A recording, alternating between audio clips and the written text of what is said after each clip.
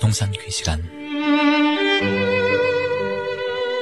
이 시간 말씀에는 물된 동산교회 담임 조병선 목사님입니다.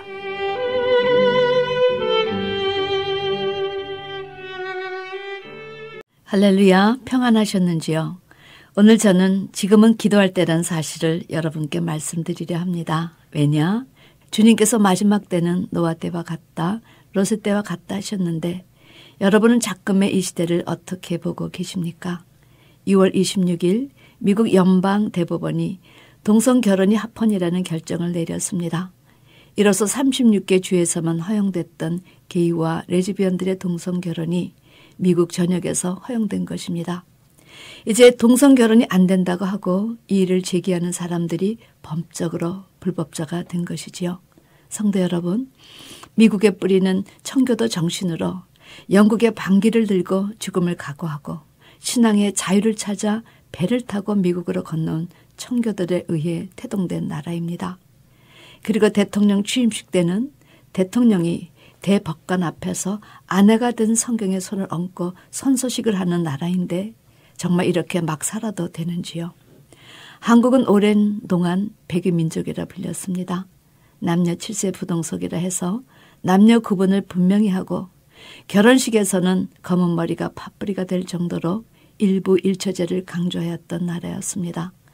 그런데 서울시장이 미국 샌프란시스코의 샌프란시스코 이그제미너와 인터뷰에서 한국이 동성결혼 합법화 아시아 국가 첫 번째 되길 바란다. 나는 인간의 존엄성을 인정하고 싶다는 인터뷰 내용은 정말 주께서 심판 때 일어날 현상에 대해 말씀해 주신 그날이 이제 가까워졌구나라는 생각이 들지 않으시는지요? 여러분, 노아 때 어느 정도 성이 문란하고 타락했는지 하나님께서 사람 지으신 것을 후회하실 정도로 문란했습니다. 노아가 왜 포도주를 마시고 취해서 그 장막 안에서 벌거벗었는지요? 가나안의 아비 함이 그 아비 하체를 보았다는 의미가 무엇이었는지요? 왜 노아가 손자 가나안을 그렇게 저주하였는지요? 성경은 아비의 하체를 보았다는 것의 의미는 어미의 하체를 범한 것으로 해석해 주십니다. 레위기 18장 7절에 내 어미의 하체는 곧 내 아비의 하체니 너는 범치 말라. 그는 내 어미인즉 너는 그의 하체를 범치 말지니라.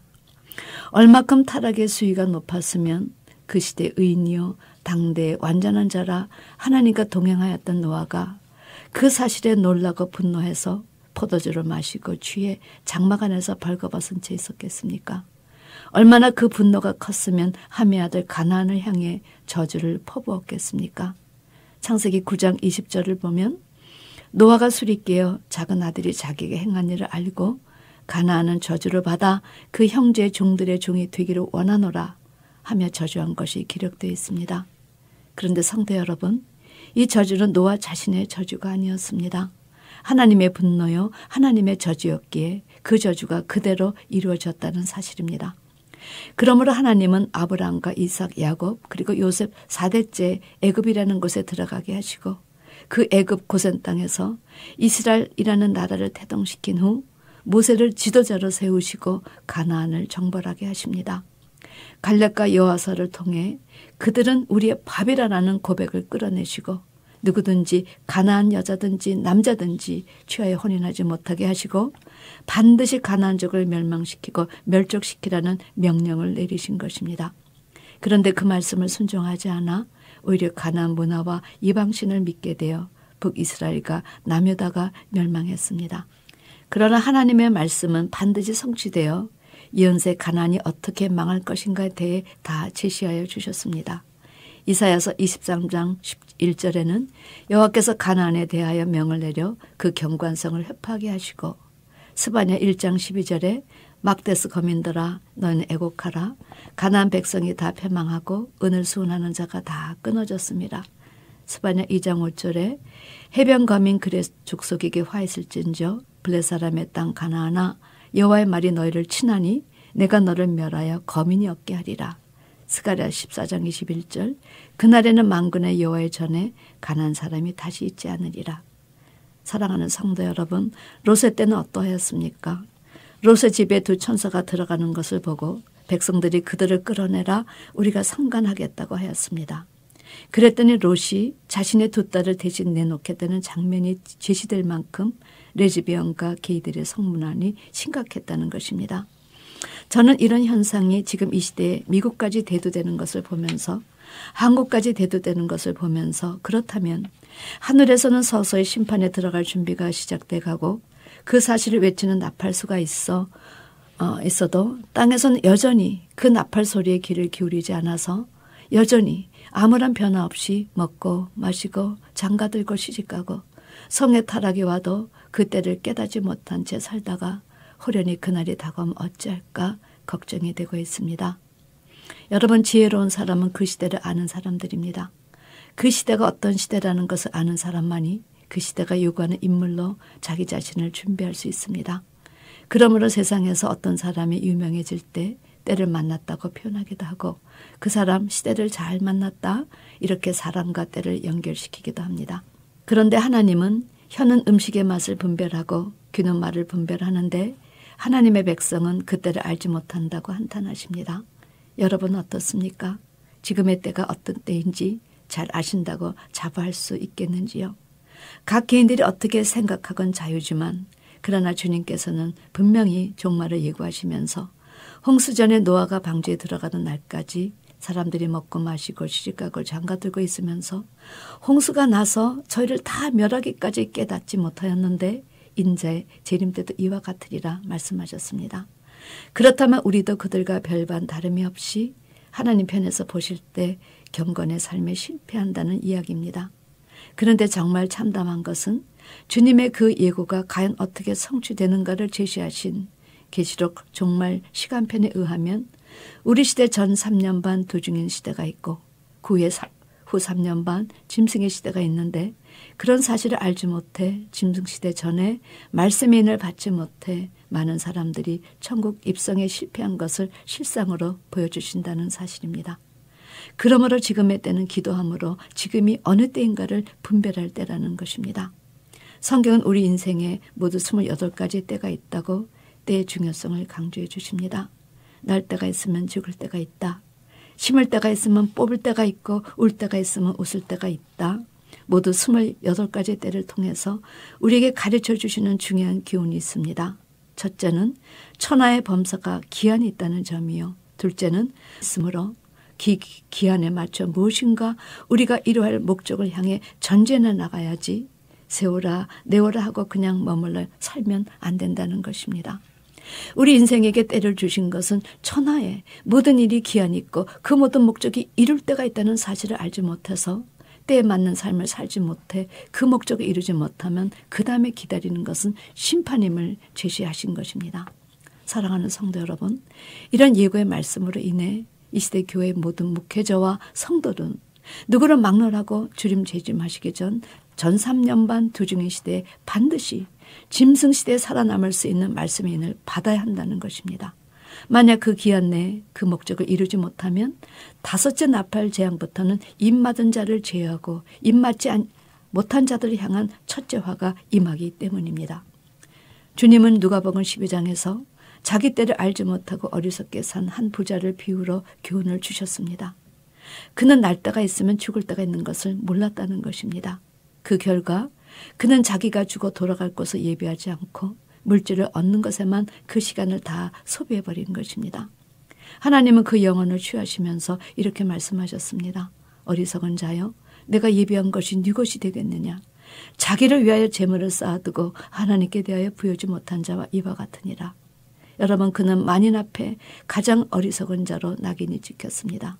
이 사람의 죄목은 천하의 범사가 기한이 있고 그 모든 목적이 이룰 때가 있다는 사실을 모르는, 한마디로 자기 때를 모르는 어리석은 자였던 것입니다. 오늘 저는 지금은 기도할 때는 사실을 여러분께 다시 한번 강조하려 합니다. 왜냐?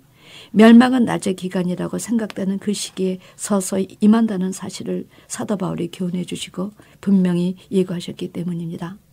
저희가 평안하다 안전하다 할 그때에 잉태된 여자에게 해산 고통이 이른 것 같이 멸망이 호련히 저에게 이르리니 결단코 피하지 못하리라.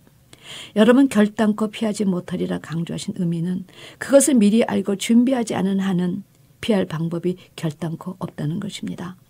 그러므로 전 3년만 말씀을 들을 수 있는 그 시기에 부지런히 말씀에 서야지 그러지 못하고 그럭저럭 교회생활을 하는 한은 천국 입성은커녕 짐승시대에 짐승의 밥이 될 것이다. 그러니 천하의 기한이 있다는 사실을 알고 기도하며 때를 분별하라는 것입니다. 여러분, 적그리스도가 나타날 때 나는 적그리스도라고 나타나지 않습니다. 그러므로 하나님 나라의 4대 비밀 가운데 적그리스도가 비밀입니다. 거짓 선지자들이 때들이 나타날 때도 나는 하나님의 말씀에 세상적인 누룩을 적당히 섞어 유거병으로 먹이는 목사를 하지 않습니다. 적그리스도는 모든 사람들이 다 그리스도로 바라볼 만큼 매력적이고 평화적이고 이제까지 기독교에 정말 내노라는 사람들이 없었는데 이제야 나타나다니 하고 반할 만큼 그런 자가 나올 것을 계시록 13장에서 증거하고 있습니다. 그러므로 누가 이 적그리스도를 따르는가? 이 적그리스도를 따르는 자들은 다름 아닌 온 땅의 하나님 나라 목자들과 백성들이라는 것입니다. 얼마나 충격적인 예고인지 모릅니다. 과거 예수님 시대에 로마 합작하여 예수님을 죽인 자들이 누구였습니까? 그 시대 대제사장들과 그 시대 종교 지도자들, 그들의 선동을 받은 이스라엘 백성이었습니다. 그러므로 사도 바울은 이런 충격적인 내용에 대해서 이상한 일이 아니다라고 말씀하십니다. 고린도후서 11장, 저런 사람들은 거짓 사도여 계율의 역군이니 자기를 그리스도의 사도로 가장하는 자들이니라. 이것이 이상한 일이 아니다. 사단도 자기를 광명의 천사로 가장하나니 그러므로 사단의 일꾼들도 자기를 의의 일꾼으로 가장하는 것이 또한 큰일이 아니라 저의 결국은 그 행위대로 되리라. 여러분, 이제 넷째 나팔이 울리면 그나마 기독교의 빛이 되었던 사람들마저 빛을 잃어버린 때가 올 것입니다. 평안하다 안전하다 할 그때 이미 사단은 부지런히 유혹하여 기독교계에 엄청난 혼란을 몰고 온다는 것입니다. 그러나 그렇게 준비하는데 실제 하나님의 백성들은 오히려 아무런 준비 없이 허망하게 노아의 때와 같이 때를 알지 못한 채 이 때를 맞을 것이라 예고하신다는 것입니다. 계시록은 장래 들일에 대한 예고에 대한 성취 기록입니다. 계시록 13장에 두 짐승이 출현하는데 하나는 바다에서 올라오고 하나는 땅에서 올라옵니다. 바다에서 올라오는 자는 적그리스도요, 땅에서 올라오는 자는 적그리스도 시대에 정치의 시녀가 될 거짓 목자들을 의미합니다.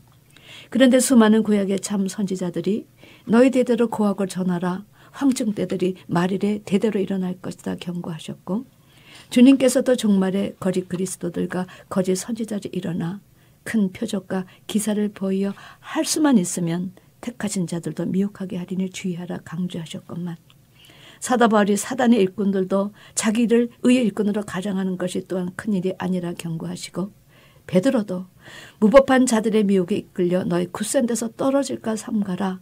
여기에 살아남기 위해서는 오직 예수 그리스도의 은혜와 저를 아는 지식에서 자라가라 하셨는데, 사도 요한이 사랑하는 자들아 영을 다 믿지 말고 오직 영들이 하나님께 속하였나 시험하나 많은 거짓 선지자가 세상에 나왔습니다. 유다가 그들은 물 없는 구름이요 자기 몸만 기르는 목자요 영원히 예비된 캄캄한 흑암에 돌아갈 유리하는 별들이라.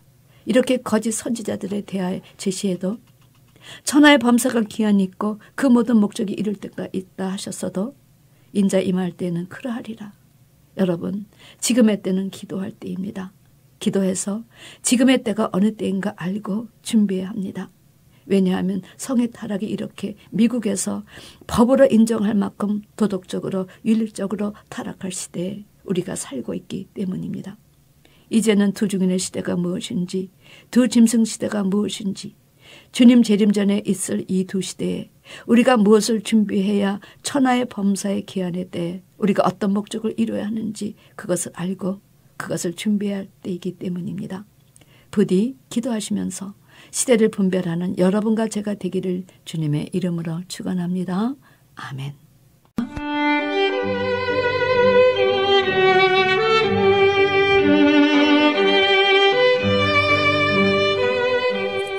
지금까지 말씀에 물된 동산교회 담임 조병선 목사님이었습니다.